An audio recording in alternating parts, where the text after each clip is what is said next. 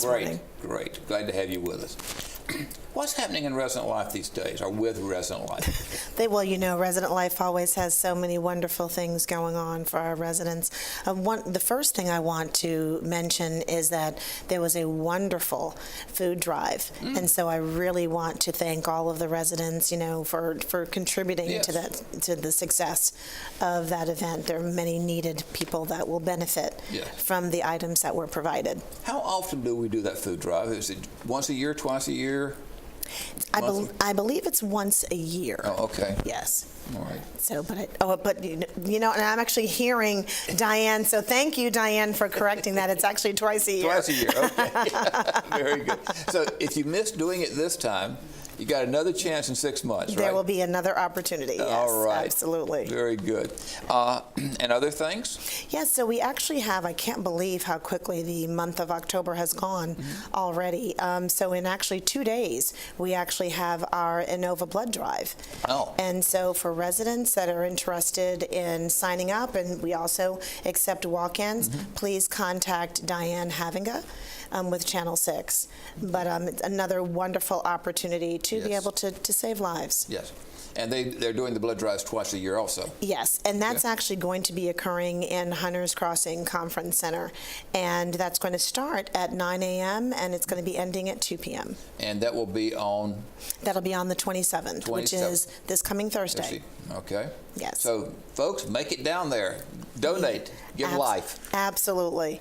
We have another wonderful event that I know several residents look forward to every year, and that is our annual pet parade. And that's going to be occurring this coming Saturday on the 29th. And that's also going to be in Hunters Crossing. And so please, I hope that everyone has registered with the Community Resources team and are bringing their pets. And I'm going to try to see if I can even stop by. I know I had an opportunity last year, and it was just a wonderful, wonderful event. And I even had a chance to bring my son. And so I must admit, after he left, his first question is, "Mom, I want a dog." So we had to have a little conversation about that. But certainly, if residents can attend, that's wonderful. And also, they can bring their friends and neighbors that have a dog as well. Absolutely, absolutely. So that's this coming Saturday, and that's also going to be in the Hunters Crossing Conference Center, and that's going to be starting at 2 p.m. Oh, okay. So really looking forward to that. About 2 to 4? Around 2 to 4, yes. Okay. And I do believe that Brad is also going to be officiating. The MC. So yes, yes, and he always looks so dapper when he comes in with his suit on. Yes. So wonderful event. Good. And then I can't believe it, next week is actually the end of October. So, you know, we always like to go out with a bang. So Community Resources is going to be working with the Resident Life Committee, and they're going to be voting on the office decorations. So, you know, I know that there are many departments that are already working on what their plan is going to be in terms of decorating, and it's going to be the Resident Life Committee members that are going to be helping to vote for who the winner is. Well, last year, wasn't it Resident Life that won? Yes, and I must admit, though, I don't want anyone to think that it was rigged, because it was not. But they really did do a wonderful job. They did a nice job. They really did. They really did. I always look forward to what they're going to come up with each year. And all the residents are encouraged to go around and look at the displays within the offices. And usually they have some giveaways of some type. Yes, they do. And as a matter of fact, speaking of that, each department is going to be providing some little treats for people that stop by. So what we're doing is at each front desk, there will be bags, trick-or-treat bags for the residents to be able to grab. And that way they can certainly go around to the offices and they can satisfy their sweet tooth. And those bags will be available when? They will be available pretty much, I believe, all that. Well, the event itself will be starting from 10 a.m. until 1 p.m. On the 31st. Okay, on Monday. So, which is Monday. And so then the residents will be able to get the trick-or-treat bags on that Monday. Oh, okay. Very good. And there'll be things in the trick-or-treat bags. Well, no, what they'll have to do is the bags themselves will be empty, but they will have an opportunity to go around to the offices to be able to do a little trick-or-treating. So you get to fill your bag. You get to fill your bag. And we'll try to do what we can, too, to make sure that we have some healthy snacks. Good. Realizing that not everyone has a sweet tooth of such in terms of chocolate and candies. So we'll see what we can do to satisfy very both. Good. And will there be a boo factor in it? Well, you'll have to see. Oh, okay. There's a possibility that it might. All right. But I'm certainly looking forward to seeing what all of the departments are going to be doing Good. on behalf of the decorations. Good. I did want to make sure that there was a correction with the flyers that went out, I believe, for the pet parade. That is free of charge. Oh, okay. I believe what the information when Right. it went out, it indicated it was a $5 charge, And that's so not that the case, right? that is not the case. So no charge for pet parade. Come on out, enjoy, right? Absolutely, just come and have fun and enjoy the show. Okay, very good. I also have a few updates on our ancillary healthcare lines. Okay. I know that there were several residents that did have an opportunity to work with and meet Nancy J. She was the administrator over home support, hospice, and certified home health. Right. She did decide to pursue another career, and so she left us in March. And I'm sure many people have been wondering what's going on. Right. You know, are we going to be replacing her or not? And so what the decision is that there's so much work that we're in an effort of doing to make sure that we're meeting all of our residents' needs, that we felt that the best decision would be to have an operations manager over each line of business. So there won't be one administrator, but there'll actually be a head over each department. Okay. And we feel that that really when you're able to focus on one thing, you know, then you really truly can make sure that all of the areas of concern that residents have brought up over the resident surveys over the last couple of years, that this is our way of really truly being able to address those That needs. sounds great. It really does. It is. More focus on each area. Absolutely, and we're looking at everything from soup to nuts to the way we've been operating the businesses over the last several years, and looking at new business plans and business models, hiring more staff to make sure that we're meeting the needs of an aging population. Are we up to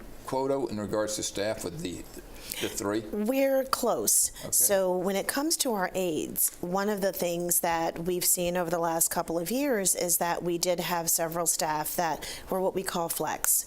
And so what that means is that they only give us a certain amount of availability each week. So it makes it challenging from a standpoint of meeting continuity of care when you may have someone that's only available to work for you 2 days a week, let's say for 4 hours. So what we're doing is we started back in May offering more full-time and part-time positions. That way we can ensure that we have more staff that's available 8 hours a day. Wonderful. You know, 5, sometimes 6 days a week. So that way we can better meet the needs of our clients. We're on the negotiating stage, I'll put it that way, with our operations manager for home support, as well as with an operations manager in certified home health. Great. So it's my hope that we will have those positions fully staffed by this coming Friday, is my hope. Tremendous. So I'm really excited about that. Yes. We are in the advertising stage and hopefully looking for very soon having applicants to interview for the hospice lines. Wonderful. So for right now, if people are looking for me, you can find me downstairs in the hospice suite, and the direct number for me would be 604-3143, and I'm actually operating in Kathy Craig's old position for right now. And does everybody know where you're located? Well, and so right now I am actually located in Village Square on the T level and in the ancillary suite in hospice. Just because right now without having a manager there, I needed to make sure that I rolled up my sleeves and I jumped right in. Sure. So. But the actual suite of home health, certified, home support and hospice, those offices are downstairs of Forest View, right? Yes, they are. On the terrace level? Yes, they are. Okay. Yes. So if somebody wants to go down to the offices, get on the elevator in Forest View and go all the way down. And go all the way down. And the hospice suite is actually located directly across the hall from Certified Home Health. Okay. So that's where they can find me. Sounds good.